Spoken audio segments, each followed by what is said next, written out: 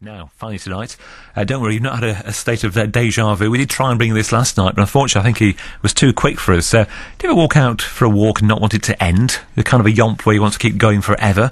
Well, at the moment in the BBC Tees area is Nat Severs. He's walking right around the coastline of the UK, and I'm pleased to say he can join us live right now. Nat, where are you exactly? I'm in Whitby at the moment. We can hear the seagulls. Yeah. Watch out for your fish and chips, they will swoop. Now tell us then, you set off in January this year from Portsmouth, going clockwise around the coast. How's it been? It's been alright, mostly, yeah. It's been a mixed bag, but I've had good times and bad times, so yeah, it's going well anyway. How close can you stick to the coast? I know in certain areas, like Sellafield, for example, you can't go, obviously, right by the coast there. Are there certain parts where they're just literally out of bounds and you can't go by the sea? Yeah, there's a few sort of military zones and stuff where you have to come in a bit, you know, firing ranges and things. But generally, you can stick pretty close to it. There's only been a few times where I've sort of gone out of view of the sea at least. So.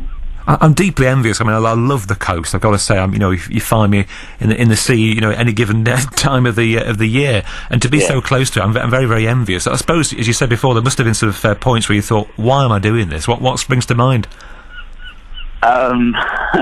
Yeah, there's been a few. Like the worst was when I was on the Isle of Skye, to be honest, because it just rained every day for 3 weeks, and there was no coast path. So it was just hard work and miserable weather, and sort of wonder why you're doing that sort of thing. But yeah, it's all right. And what about the best? I'm not sure. I get asked quite a lot, and it's hard because you just get little moments that you enjoy, you know. Whereas not like one place that's been better than everywhere else. But I love the Welsh coast, and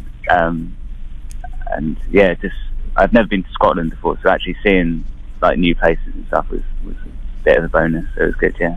And why are you doing it? And apart from the escapism and the fact it's fabulous coastline and you can't go far wrong, but what made you want to do this? Yeah, it's partly that, like, because obviously living in Portsmouth, I've always lived by the sea, so it was sort of, I was a bit bored, to be honest, and I wanted a new sort of adventure. I mean, I'd gone travelling and stuff, but I'd never, like I said, I'd never been to Scotland, so I thought, and I used to walking, so I just thought it would be the best way to travel around Britain, and sticking by the coast just seemed to make sense, really. And I think your grandparents are actually in our area at the moment in Kirklevington, is that right? Yeah, that's right, yeah. So this is almost, I suppose, home territory for you? Yeah. I mean, I've been, like, used to come up here all the time as a kid and stuff, and so, yeah, it's really nice to come up, and been staying at my auntie's house for the last sort of week, so, yeah, it's been good. You must have met as well, I'm sure, apart from your grandparents, some really great people on your route. Any sort of talk about the kindness of strangers? Have you had that happen to you, where people you've bumped into you perhaps, and they offered you a bed for the night, or just companionship or whatever? Oh yeah, it's happened quite a few times. I mean, most of the time when I've had a bad day, it seems to happen and sort of pick me up, which is nice. But yeah, I've had people often like give me food, or like you say, give me a bed for the night, and. There were some people on the Isle of Merchant Peninsula who had a spare caravan in their garden, so they just let me sleep in their garden, their caravan for the night and stuff. So. Well, it's all downhill now, isn't it? I suppose back towards Portsmouth. You're heading back down the east coast. Is it? You know, thinking so mentally now. Are you over the worst bit? Do you think?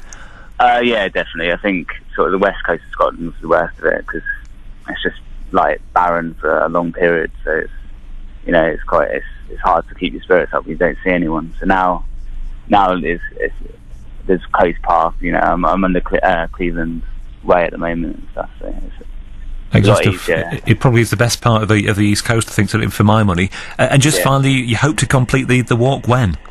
I'm hoping for 5th November, because it'll be nice and tidy, because it'll be my 300th day, and obviously it's fireworks night and stuff, so it'll be quite cool to finish then. But we'll see. And then what? Because I can't imagine the kind of person who'll just please hang his boots up and just go back to 9 to 5 or something like that. What will you do then? Well, I will have to go to 9 to 5 to start with, because I need to make some money. But after that, I don't know. I'll probably get restless and have to do something else, I think. Excellent stuff. Well, I'm deeply envious. Are you taking pictures, by the way? Do you have a website? Perhaps people look at your pictures. Are you doing something like that? Yeah, I've got a blog which is natsevs.wordpress.com. where I update people on where I am and write a short bit about what I've done over the last couple of days. And there's photos that go up